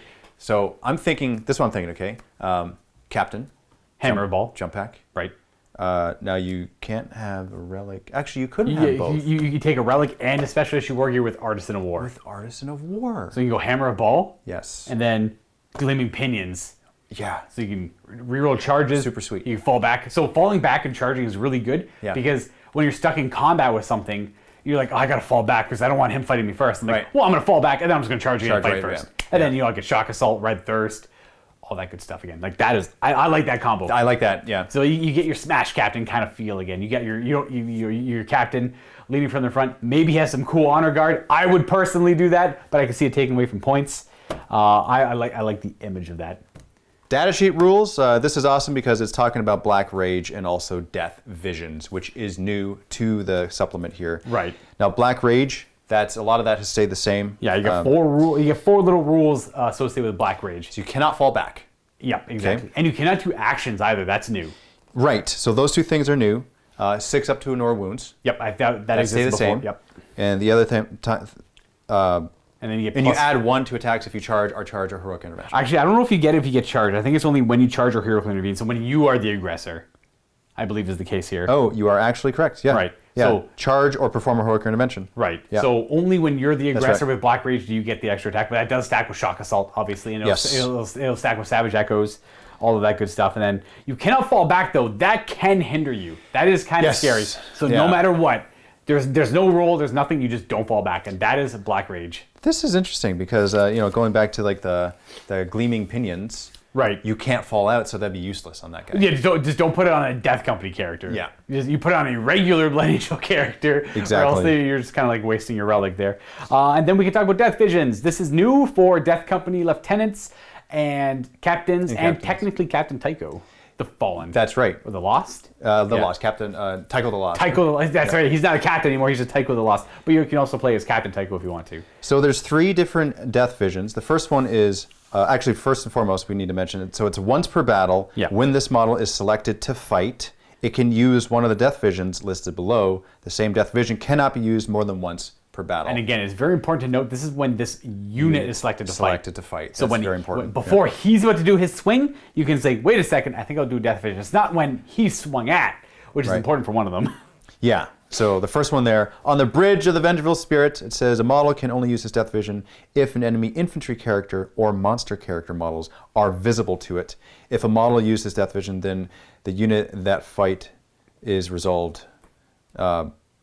So you add 1 to that model's attack characteristic for every 5 enemy models that are within 6 inches of it, and then each time that model makes an attack, you can reroll a hit roll. It's just so narratively what these are the Death Visions of Sanguinius when he died at the hands of Horus on the Vengeful Spirit, and whenever a Blood Angel succumbs to the Black Rage, that's kind of all they see, and he's under the delusion that he is Sanguinius now, and that he is trying to get to Horus the War Master, and this is him cleaving through the Sons of Horus to try and get to Horus the War Master. That's the first one. The next one is the Grace of the Angel. A model can only use its death vision if an enemy character, infantry character, or monster character are within engagement range of it. If a model uses its death vision, then until the end of the turn, this model has a 3-up invulnerable save. It's like Horus's like War Mace shattering off Sanguinius' armor and just deflecting the blow. So this is what we were talking about earlier, where this guy charged into like Mortarion or something, and then he brings a bunch of dudes with him, and then you do the sacrifice of the Angel, and then you go to swing. I'm like, I'm gonna declare the grace of the Angel. So I have a 3-up invulnerable save because there's a character nearby me, and any attack that targets my guys near me, I actually have to attack me, and I have a 3-up invulnerable save. Yeah. But it is a little weird that you have to do this one when you declare an attack. You kind of know that you're going to be tying something up in combat, like Mortarion, that you don't want rampaging through your lines. You want this Death Company character tying them up and being a hero while doing it. With that being said, you could use the Visions of Sanguinius stratagem for a command point and use the following. The next Death one, Vision, you could double up on it. which is this. It's called To Slay the Warmaster. A model can only use this Death Vision if an enemy infantry character or monster character models are within engagement range of it. If a model uses this Death Vision, then instead of making any attacks for that fight, both players roll off. If you win, select one of those enemy models. That model suffers D3 plus 3 mortal wounds. Right. So up to it's 4 to 6 mortal wounds. The only downside is you have to win a roll off. And you have to win it. You can't tie it. You can't tie it. You have to win it.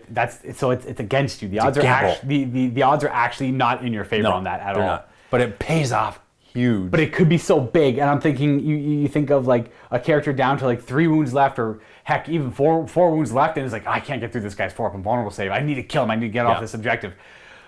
Let's see if we can take him out with the mortal wounds. It's just a straight roll off at that point, which typically is better odds than trying to get through like negatives to hit, negatives to wound, invulnerable saves. Yep. I'm thinking of like Custodian Captain with like 3-up rerollable invulnerable save or something. Ridiculous. He's got 3 wounds left, like whatever, to slay the War Master. Yeah.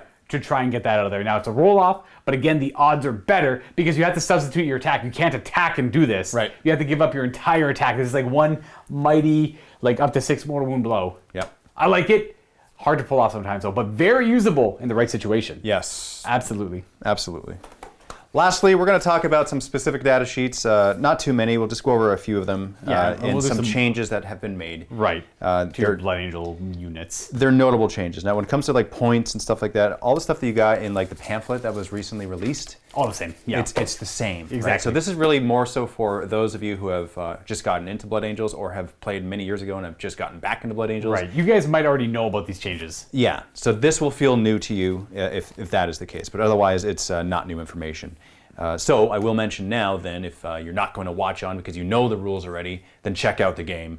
There's a link in the video description below for the game in the MiniWarGaming Vault. You do need to be a Vault member to check out the game. 2,000 points of Space Wolves versus Blood Angels. In fact, it's the armies that you see right here. Well, there's like a couple models missing, but these are pretty much the armies right here. They're pretty much it. And fantastic game.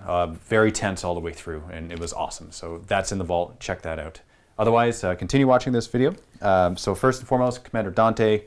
He has a number of different changes here. 1, 2, 3, 4, 5 changes to be exact. Right. Not all of them super major, but when you compare it to the old Codex, there's 5 changes. So this is for those who have played in 8th edition, not so much 9th edition, and how their named characters have changed. That's right. So the Axe Mortalis has changed a bit. It's now strength plus 3, minus 3, 2 damage. Right. A little more guarantees to D3 damage. I think a little bit less AP maybe, or maybe less strength, one of the two. Yeah, so it's D3 to 2. 2, yeah. So, it has more average damage across the board. That's right. What else changed? With Death Mask of Sanguinius changed. Right. He is now -1 to hit as opposed to reducing your leadership, which is what it used to do. Yeah. And then he's got Chapter Master and Rights of Battle, so that kind of falls in line with the other Chapter Masters and Rights of Battle. But he gained a new rule, or 2 new rules actually. Yeah. He got the Lord Regent of the Imperium Nihilus. If your army is battle forged, then when you select this model, he has to be your warlord. You actually gain an extra command point. Gain a command point. So he's Commander Dante. Right. He's been around for a while. He knows how to lead a little bit of time. He knows how to lead a Marine into combat. Yeah, he should anyway. So he has that extra command point. And he also gained Epic Hero of the Imperium. So this is once per battle, and if this model is selected to use an Epic Deed stratagem, Labeled Epic Deeds. that stratagem costs 0 command points. So the only 2 actually that he has access to. Right, there's one Blood Angel, is one the and one Angel Marine. Sacrifice, Yes. which we mentioned before. So it's like, okay, attack only me. That's the free. one. That's free for him. One That's per game. free. Yeah. Yep. And then the other one is It's the It's the only fight- it's the- only in death does duty end. yeah, he can always fight. Right. So Yeah. if he gets charged and killed before he has a chance to fight, well, he for free can only in death does duty end and do one final swing Yeah. as Commander Dante, which is super cool. Costs you nothing. You do it every time, obviously. Exactly. Yeah. Of course you're going to do that. That's a good notable change for him. Next is Gabriel Seth. Now, this boy is here to murder. I think he is great. I think he went up in attack, you said? Yeah. He's +1 more attack. His Blood Reaver is pretty much the same, strength times 2, minus Exact 2, same. 3 damage. Yep. But a couple of things changed. He's a chapter master of the Flesh Terrors, so that you guys can imagine where that went. But he has Lord of Slaughter and Whirlwind of Gore. Whirlwind of Gore is a really cool one. I'll talk about that second. Lord of Slaughter got changed though. It's Flesh Terror core units within 6 inches. Every time a model in that unit makes a melee attack on an unmodified wound roll 6, the damage characteristic of that attack is increased by 1. So like chainswords go up to 2 damage, thunderhammers go up to 4, power fists go up to 3. It's really, really good. It doesn't affect him. He is not core, but that's okay. It helps all Flesh Terrors nearby him. What that used to do is some weird rule that never came up. Move 6 inches. Yeah. When it consolidates on a 6th, it can immediately fight for a second time. Right. That's for Flesh Terror units that finish a move within 6 inches of him. Right, That's so what it used to be. It'd be like it was one of those abilities that only worked on a 6. It was super clutch when it worked, but it almost never worked. Now it's an effect that's always in play when you roll 6s to wound with core nearby him. And Whirlwind of Gore, wild. At the end of the fight phase, if this model is within engagement range of any enemy units, it just fights again. Yep. This guy does so much damage initially, and this guy fights twice every player turn. Every player turn he fights twice. That is so good. Yeah. Because what it used to be was on a hit roll of 6+ in the fight phase, inflict 1 additional hit on the target. Who cares, right? Like it's just Yeah. like, look at this. Whirlwind of Gore is wild. So basically, that went from Death to the False Emperor Right. to Blood for the Blood God.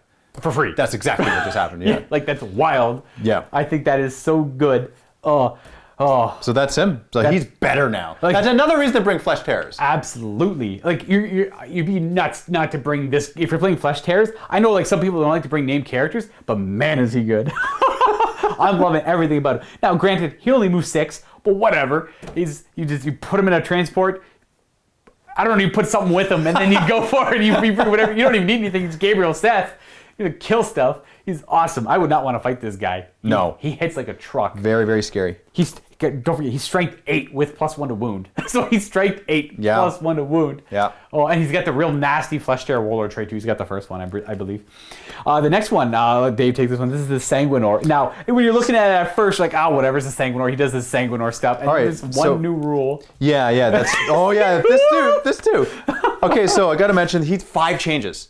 5 changes from his old. That's what it used to be. And Carmine Broadsword has changed. It got reworked, yeah. He's Yeah. got the big fancy Carmine 2-handed weapon. Used to be strength +2, -4, D3 damage. Now it's strength +2, -4, 2 damage. And it's got is that a new ability? It didn't have the ability The before? new, okay, it didn't have an ability before. Now it does. Now it has, on an unmodified wound roll of 6, inflicts a mortal wound on the target in addition to normal damage. Sure. Okay, so that's what it is. Which is nice because it used to have nothing, right? It was literally nothing, right? Literally nothing. Let's see. Miraculous save. You know what? Okay, So so start with the good one. hold on. That is the good one. But let's say Aura of Fervor. All right, so when a friendly Blood Angels unit, a core unit, or a character is within 6 inches of the model, each time the unit fights, that unit is resolved.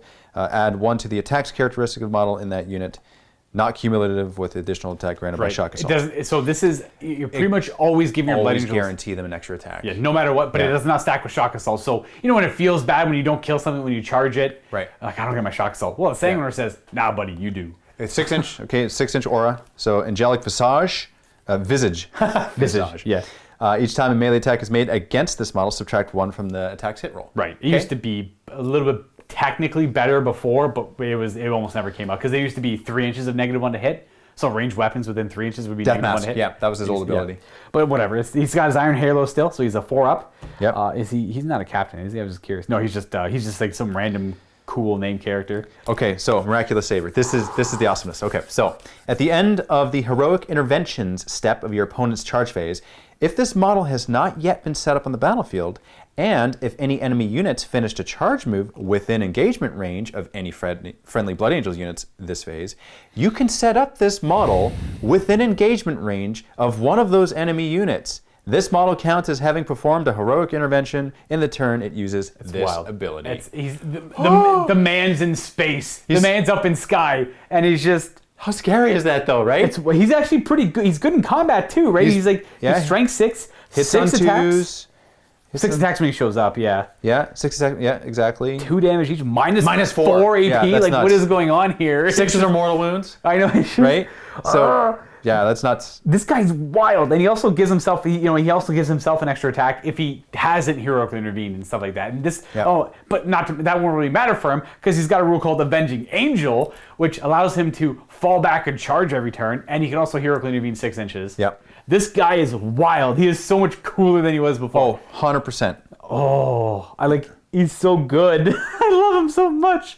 So here's so he has Death from Above, which means his jump back assault, he still has it. That's the thing that puts him in reinforcements, Yep. which he would absolutely go in reinforcements all the time. 100%. Your opponent is for sure going to forget that, that weird character model from reinforcements is going to countercharge me from reinforcements. No one's going to expect. You can tell them, they're still going to forget about that. Yep. Unless you tell them every time, don't forget when you charge me, I got my character showing up. Well, I guess I won't charge you then, right? It's just, oh man, it's so The mind good. games, you can play with that. It's so good. It's so good. Okay, so honorable mentions. These aren't necessarily good, but these are some changes. Mephiston, he's actually still the same. The Sanguinary Priest, their chalices and Brother Corbulo's chalice, they work differently for anyone who's not familiar with this. Brother Corbulo has an aura of all Blood Angel units or characters or core are always in the assault doctrine, no matter what doctrine it is. So that's good to have. So instead of it giving extra strength, which I thought it did before, or I think it did before, it does. You're always in the assault doctrine. And then Sanguinary Priest instead picked something. So Corbulo Auto gives it to them. He has a relic that auto gives it to everyone. A Sanguinary Priest just picks one. Chooses one. But you can spend a command point to do 2 if you really wanted to. The Librarian Dreadnought's Force Halberd got changed. You're not allowed to put any of your attacks from your profile into it. Instead, you get 1 extra attack with this weapon you get to do. But you can only ever do 1 attack with it. The rest of your attacks have to go with your fist. Which is nuts because it is D3 plus 3 damage. Right. Which is probably the reason why they did it. Also, his weapon skill and attacks changed. Right. Oh, yeah, it's true, yeah. He doesn't hit as well. He hits on 3s now. And he's got 4 attacks instead of what he used to have. Right. And then we have Astrath, who I think is great. He is the Master of Sanctity, technically, for the Blood Angels. I didn't know that. Now I know that. He knows Massive Doom, which is now a prayer, which he could do every turn instead of once per game. Yep. Works on a 3. You pick a unit and then roll a die. You resolve the chart, which is pretty much the same as it was before. And then you have Litany of Hate, and you know 2 litanies from the Book of Litanies from the Space Marine book, and you can chant twice with him, being a Master of Sanctity. And he also, hits like a truck in combat. Death Company nearby him automatically pass morale, and other Blood Angel core units can use his leadership. But he gives +1 to hit with his 1 litany. Yep. And if you roll 6 on the chart, you get +1 hit and a 4 up in vulnerable save. And then we have Lamartes, who is a buddy of the Death Company. Sorry. So with him, a couple changes here. His attacks went down. Used to be 5, now it's 4. His Blood Crozius weapon used to be strength 6. It's never mind. So, used to be strength +2. That's the same. AP is the same -2, but instead of D3 damage, it's 2 damage. That's the change there. And then Guardian of the Lost. I think that's that's something that changed. All friendly Blood Angels unit within 6 inches of them can use his leadership. That has changed. Right. He's pretty much only Death Company now. Like no matter what Lamartes does, if he prays or chants a litany, does any of his Fury Unbound abilities or Light in the Darkness, it's only Death Company. He prays. Only applies to He cannot help out of the Blood Angels. The prayers only affect Death Company. Even the auras only affect Death Company. That's right. We got a couple mentions here for Captain Tycho and Tycho the Lost.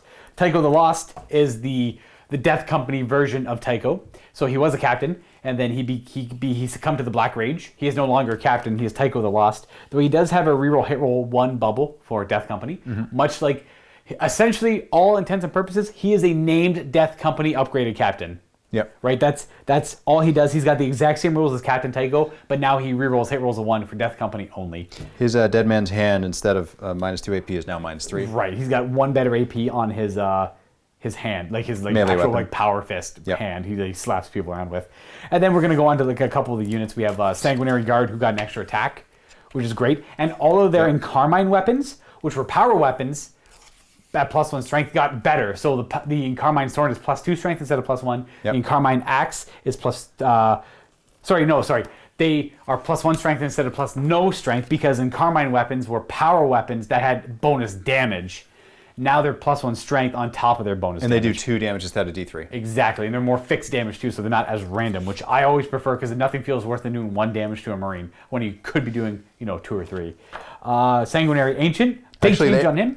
Just one more thing one more about the thing. Sanguinary Guard, the Heirs of Azkaban Oh yes, that ability. got changed. That got changed. So what it used to be is you can reroll failed hit rolls if they're within 6 inches of the Blood Angel's Warlord. Now what it is if you're +1 within to hit, way better. It's add 1 to attack Yeah. to hit roll. Yeah, so if they're near their Warlord, they actually get +1 hit, because being near like Commander Dante, they were already rerolling hit rolls. It was a nothing rule. It was kind of pointless. Now they're +1 to hit, way better. Way add 1 to better. attack hit roll. Yeah. It's super nice to have that. And it doesn't say range or melee. It's just so they can be shooting their plasma pistols or infernal pistols. Exactly. Yep. I'm a big fan of that change. We have the Sanguinary Ancient. I think the biggest change here to note is your army can only include 1 Sanguinary Ancient model now, whereas that I don't believe that was a restriction before. At least not that I can possibly think of. Not that people were bringing too many Sanguinary Ancients, but if you had more than 1, I'm sorry, you can only bring 1. And then he's got his new chapter banner rules. Angelic Visage is now -1 to hit him. He's got the Heirs of Azkaban rule as well, and he's got the Astartes banner, which is the typical ancient banner. The chapter banner, though, for the Blood Angels, it only affects core within 6. Each time a model in that unit makes a melee attack, +1 to hit. Yep. Nice to have. Again, that's not something Blood Angels have a lot of access to, but it is sprinkled throughout the Codex here a little bit here and there. And I think the last thing to really mention here is the Bale Predator. yes, And the range of the Bale Flamestorm Cannon. Used to be 8 inches, now it's 18. right. Which is fantastic. That's everything else stayed the same about it. Heavy D6, strength 6, -2, 2 damage. So the 18-inch range makes it so much better. Oh Right. my goodness. That with the heavy bolters on the sides, Yes. he's so much better. It makes them a lot better. And then anything else there's other things that changed too, but we didn't mention it because it wasn't that big of a deal. We don't want to take up your time. We want you to go watch the game instead. Watch Because the again, game. in the MiniWarGaming Vault. It was an excellent game. Tons of Blood Angel aggression right away. And it was kind of the Space Wolves trying to respond to that crazy aggression. Yes. So if you're curious to check out kind of 2 new armies, click on the link down below. Get yourself a 2,000 point game. Get yourself a free trial to the 2,000 point game. And, check out the other 40K content we got in there. We got lots of videos. More to come. Thanks for tuning into this. Hopefully it was insightful. Hopefully you learned a thing or two, or learned a new thing or two. And we'll see you guys next time for more Warhammer 40K content. Happy wargaming.